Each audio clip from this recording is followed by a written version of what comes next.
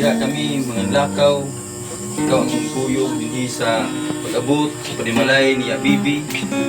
Ako na magpasalamat Ginoo nga ikaw gyud nagawan kanunay kanamo ug bisan pa karong gabi una sa pagtuon sa imong mga pulong nagampo mi Ginoo nga naa kaming tanan madinawaton gayud sa imong mga pulong nga among pagatunan karon kami magapaubos amo yung ilhon Ginoo nga dili kini tiaw ang pagtuon sa imong pulong kundi usab ini kadakong seryoso sa among mga kinabuhi kay tungod nagayon ka sa mga balang kasulatan nga tungod sa pagpaminaw niya sa mga wali makabatong gyud kami og pagtuo diha kanimo Ginoo usa nagampo mi nga ang among mga idulungog among gyud among ipa atubang kayo diha sa bakba sa imong pagagamiton diha sa pagsaysay sa imong mga pulong. So, nagampo mi Ginoo bisan pa ang gadala sa imong pulong ang pagampo nga ikaw maghahatag kani hapsay nga pagpandito o bisan pa lahutay diha sa pag wali sa imong mga pulong Ginoo. Among giampo Ginoo bisan pa sa panimalay ni Bibi ikaw magpanalangin kanila bisan pa sa mga kaanakan nila nga naa gyud Ginoo madinawaton sa imong pulong himuon gyud nila Ginoo nga usa ka dako yung importante sa kinabuhi nga magatuon diha sa imong pulong. Salamat kayo ning kagabi una nga sa opportunity nga maghatag kanamo nga kami diha magkadungog sa imong pulong ning kagabi una. Alam sa ngalan ni Jesus ang pagampo. Amen. Amen. Sa atong padayon ining gabi una tuta sa magadala sa pulong sa Dios si Gilbert.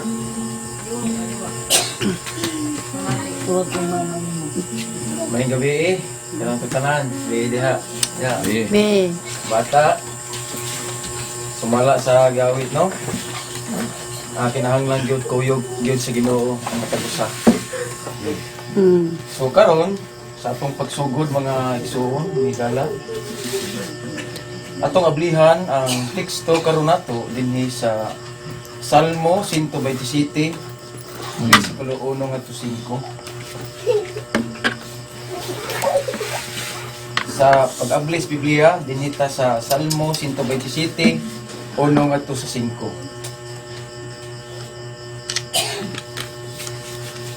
Sige ako basahon. Gawas nga si Jehova ang magtutukod sa balay, kawang lamang ang kahago ni adtong mga nagatukod niini. Gawas nga si Jehova ang magabantay sa syudad, kawang lamang ang pagtukaw sa tao nga magbalantay. Sa dos, kawang lamang ang inyong pagbangon sayo sa kabuntagon aron magalangan sa pagpahulay. Sa pagkaon sa tinapay sa kabudlay kay kini siya naghatag sa iyang mga hinigugma sa katulugon. Ania karon ang mga kabataan mao ang panulundon ni Jehova ug ang bunga sa taguangkan mao'y iyang balos. Sa 4, ingon sa mga udyong nga anaa sa kamot sa taong gamhanan, mausab ang kabataan sa pagkabatanon. Malipayon ang tao nga ang iyang baslayan na puno sa mga udyong, dili sila mabutang sa kaulawan sa musulti na sila sa ilang mga kaaway diha sa gangaan. Nung kini ang pulong sa Dios, magamputa. Dalaygon ka, O Lord, ning kagabion. Salamat sa imong kaayo nga kami nakaabot dinhi. Agan nimo kabaskog cloud timing. Salamat usab sa pagdawat sa balay ni Bibi nga naagid ikaw nilihok sa kinabuhi. Naot pa Lord, karong gabi una ang imong pulong mao gyud magatudlo kanamo nga naagyod angay gyud nga ang pamilya naagyod diha tanan sa Ginoo nga naagyod mga laga diha kanimo Ginoo. Tabangi kami Lord nga naagyod ang imong pulong karon mo'y makapasabot ka na mo, pinaagi sa imong balang espiritu. Tabangi usab ko Lord, nga ikaw mulihok, magpalihok ka na ko, nandiha, ikaw gyud ang maghatag ka na kong dugang kaalam. Salamat Lord sa ngalan ni Jesus. Amen. So sa atong gibasa, dinhi sa Salmo 127, 1 ngadto 5, aton ni uluhan karon, bulahan ang daghang anak. So no, bulahan ang daghang anak. So, ang daghang anak, bulahan, sa unsa man nga bulahan ng daghang anak. So, dunay tulo nga itong makita dinhi.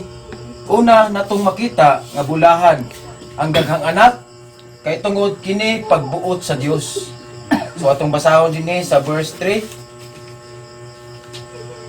Ani karon ang mga kabataan mao ang panulundo ni Jehova. Subot pasabot pagbuot gyud sa Ginoo nga daghay anak, no? So naa gyud dili gyud angay nga balibaran ang anak nga ihatag sa Ginoo, kay naa gyud ang bulahan gyud ang daghang anak kay naman pagbuot sa Ginoo. Busa gihatag ni sa Ginoo nga diha ang ginikanan mao gitugyanan sa mga anak nga mao gyud moatiman ang ginikanan. Busa na ang pagkabulahan sa ginikanan nga naa diha daghay anak kay nga naman pagbuot gyud sa Ginoo. Og diha ato maklaro nga kini grasya gyud sa Ginoo. Unsay giingon sa sumpay sa tong text, og ang bunga sa taguangkan mao'y iyang balos. Sumunay grasya sa Ginoo nga gihatag gyud sa ginikanan. Busa ato makita nga naa gyud ang pagkabulahan sa daghay anak. So ikaduha natong tanawon, sa unsa nga nung bulahan ang daghang anak, ikaduha tungod kay dunay mutabang. Tunay mutabang. Ngano man? Kay kung daghay anak, daghang gyud makatabang. Di ba? Atong basahon dinhi sa Salmo 127. Ingon sa mga udyong, so kining udyong muning mga anak. Ingon sa mga udyong nga anaa sa kamot sa taong gamhanan, mausab ang kabataan sa pagkabatanon. So ato makita nga ang anak kung mudagko na ang ka-agresibo sa pagpanarbaho, na makatabang na sa pamilya. So ato makita nga mo na pagkabulahan nga dunay makatabang sa kalisod. So ato makita nga dunay makatabang sa kalisod, nagikas ka pagkapidot sa problema, ug diha dughay may anak, di bulahan kayo. Kaya nga naman, manarbaho ang mga anak, mulangyaw, mutarbaho, ug diha makatabang na diha sa ginikanan. Busa mo ni pagkabulahan nga daagod pagka-agresibo sa mga batanon, daagod manarbaho, ug gina ato makita. Busa ikatulo natong makita ngano nga bulahan ang daghay anak tungod kay dunay kalipay. Sumuna kalipay, no, makita bisan makita imong anak magkahiusa na daghan lipay kayo. Nga magkahiusa mo, di ba? Makita ang kalipay kahiusa ya mga MBB daghay anak. So naagod magkahiusa nga daghan yung anak magkahiusa. Karon malipay gud og dinhi sa atong teksto sa verse 5 unsa may ato makita ang kalipay dinhi. Nganong malipayon man? Malipayon ang tao nga ang iyang baslayan mo ni ang sudlanan, baslayan but pasabot ang ginikanan na puno sa mga udyong, na puno sa anak. So but pasabot taghang mga anak. So naagyon ang kalipay nga naman dili sila mabutang sa kaulawan nga naman. Kay sa una ang tungod sa imong kapobre, sige pagpanganak. So munang hala sige panguan ng mga tao. Sige pa sige mo panganak, sige panaway. Sige mo anak-anak, sige pero sa dihang dagko na makatrabaho na, makita ng kalipay sa ginikanan nga naman. Dili sila mabutang sa kaulawan, so wa nay mo daog-daog. O sa musulti na sila sa ilang mga kaaway, diha sa dunas sila, dunagid sila makahimo na sila sa ilang kuan nga di na gid sila madaog-daog. But pasabot na doon na sila pagkuan sa ilang mga hilingan nga mog-BI. Subusa mo ni ang katuyuan karon nga naagyud ang bulahan ang giniagulahan ang pamilya nga naagid daghay anak.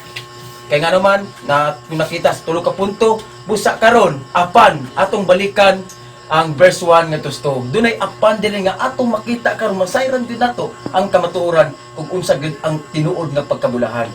So atong basahon dinhi sa verse 2, verse 1 nga tusdos. Dinhi atong makita kung unsay gi pasabot dinhi atong balikon dinhi sa verse 1 sa Salmo 127 bersikulo 1. Gawas nga si Jehova ang magatukod sa balay, kawang lamang ang kahago ni adtong mga nagatukod nini. Subot pasabot mga higala nga di ay gawas kung si Jehova ang nagtukod sa balay, but pasabot nga gawas kung ang tao nga naa sa Ginoo ug daghan say mga anak, so naagyod ang tinuod nila nga naagyod ang tinuod nilang kabulahan. Muna ato makita busa sa mga ginikanan, kinahanglan ang ilang mga anak dad-on gyud diha sa Ginoo.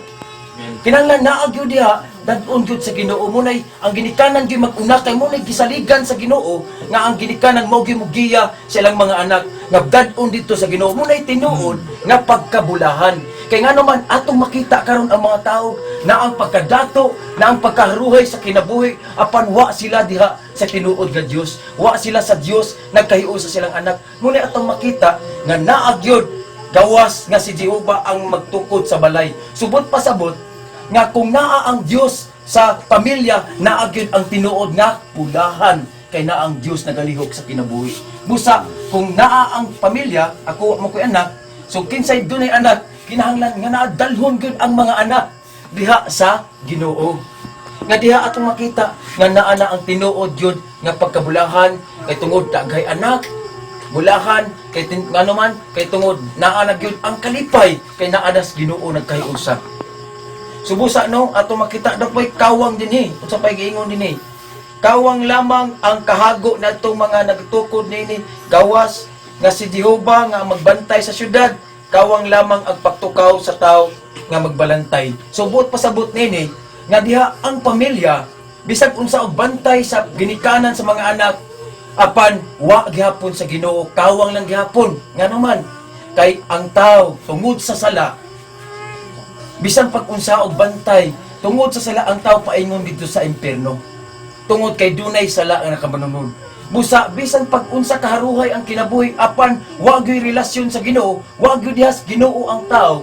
So naa gyud paingon gihapon sa kalaglagan sa impierno. Busa ang pagkabulahan naa gyud kung naabud mo duol gyud ang tanang pamilya nga daghay anak pa, unya karon naa pa dihas Ginoo pagkabulahan. Nga daghay anak, unya karon naa diha sa Ginoo, naa gyud nangalagad sa Ginoo, nagtinud-anay des Ginoo. Munay ato makita, munay naa pagkabulahan.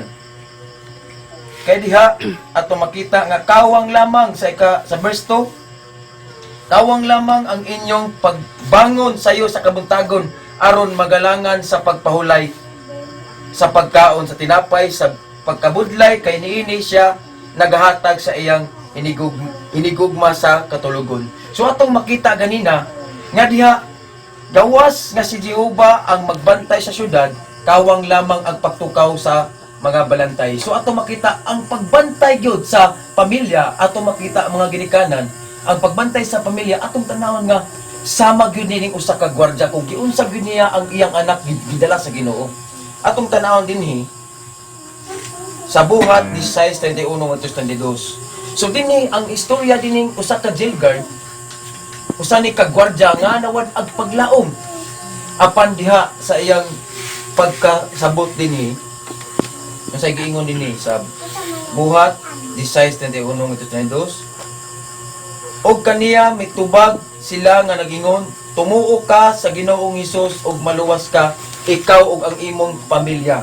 Og ang pulong sa Ginoo ilang gisulti kaniya og sa tanan diha sa iyang balay. Subot pasabot nga kining gwardyaha naagyod ato makita nga sa iyang pagkatuo dito kang Kristo, pagkadungog niya sa pagwali, miabot ang iyang pagtuo, sumuta karon wa po niya pasagdi ang iyang pamilya. So iya gihapon gipadungog sa pulong.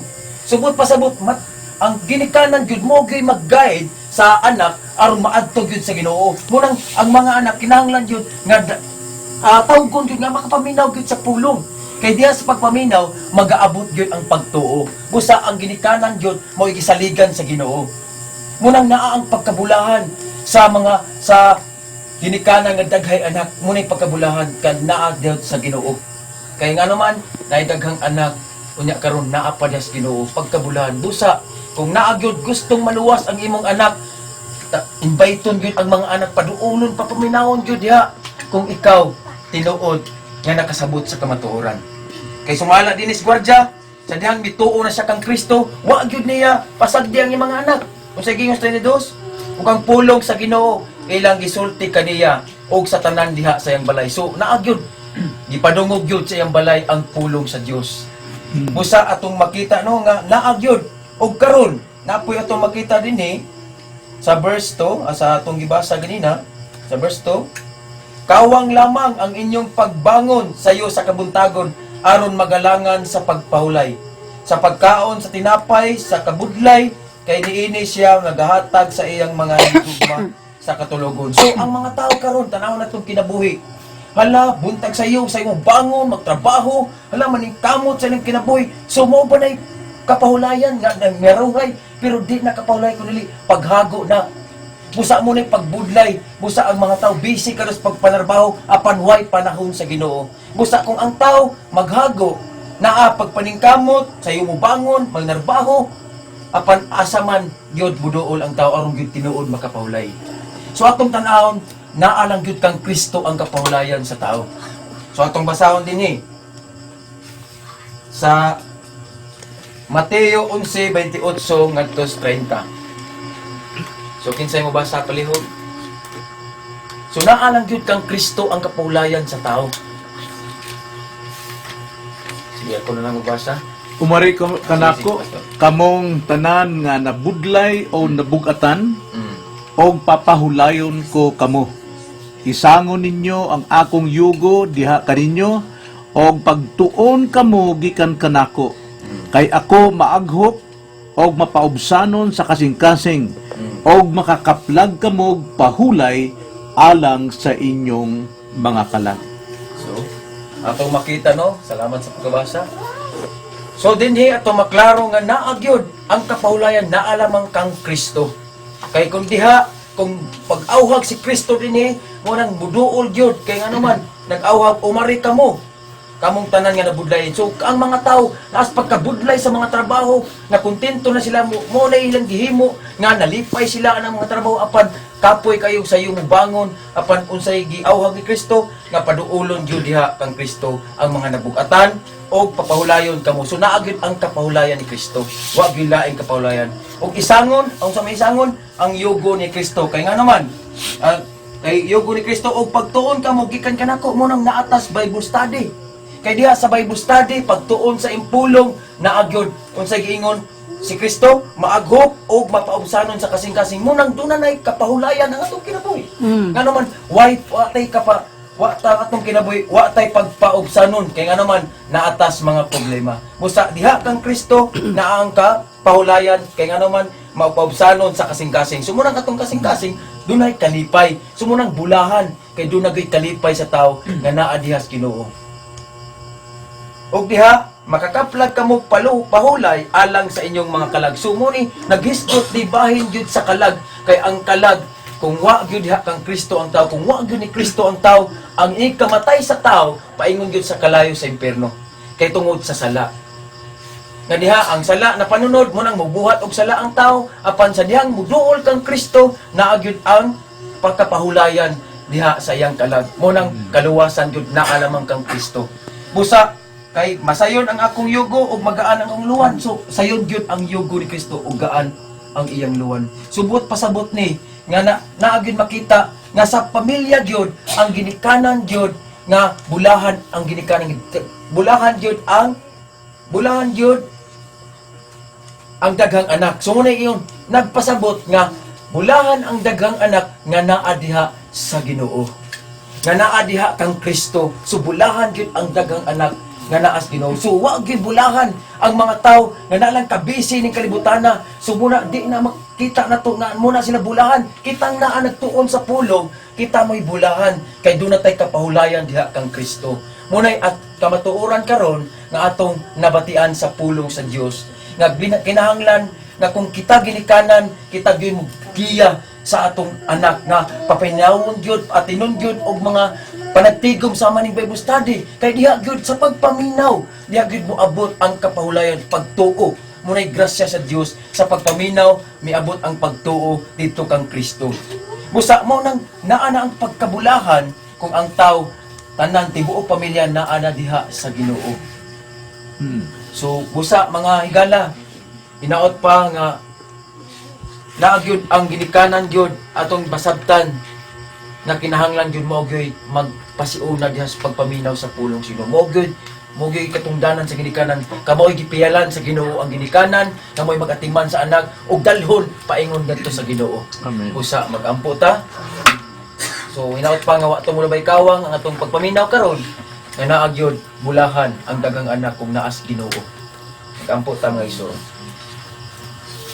Salamat Lord sa imong pulong karon nga among nasabtan nga naagyod ang imong pulong bulahan ang daghang anak apan ang daghang anak nga naa diha kanimo Ginoo. So dako gyud ang kaluwasan, naagyod ang kaluwasan diha lamang kang Kristo kay imong bugtong anak kung ang tao na amo duol nga diha nang auhag si Kristo nga paduolon gyud ang tao nagudlayan kay tungod ang sala mo nakahatag og pagkakapoy sa tao, pagkabudlay sa tao, mao gyud ang sala mo nakapabug-at apan diha kung ang tao maminaw das pulong ni Kristo, nagid buduol, nagid si Kristo maaghog, naagid mapaubsanon sa kasindasing munang naagid bulangan gyud ang tao nga naa diha kang Kristo Lord nga diha si kang Kristo lamang ang kinabuhing dayon.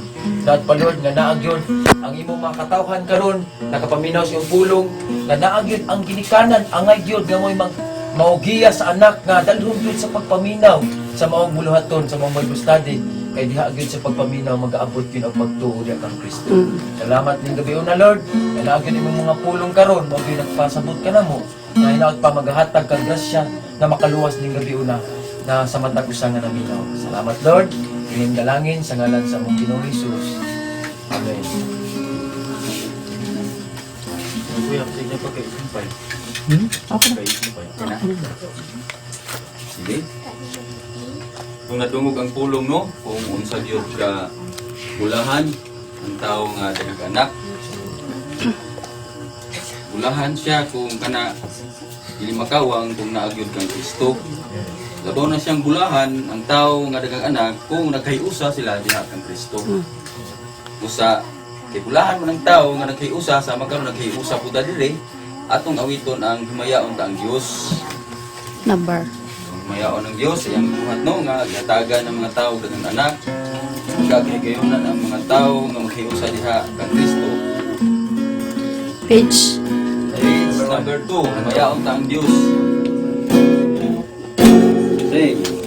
Hinayaon ang Diyos sa iyang buhay, ihatag ang iyang gusto nga anak, nagagandyan anak sa katugsanan, inabuhi ng aking Kaluwasan. Dagon siya sa tibok yuta, maglaing Magipay sa tanang katawhan, ihatag kaniya ang paghimaya tungod sa buwan na iyang nakuman. ang iyang dugo Palit ang dato kato sa nangipit sa Ginoo. Bisan ang labinda utang ka nato, mapasay lupa na kung sa pagtuo. Dagon siya sa tibok yuta, Magdaig, maglipay ang tanang katawhan, ihatag kaniya ang paghimaya tungod sa buwan na iyang nakuman. Kanato ang dagkong butang, mga dagkong butang iyang nakuman. Apat na mga katingalahan, kung si Jesus na ang atong makita. Dagon siya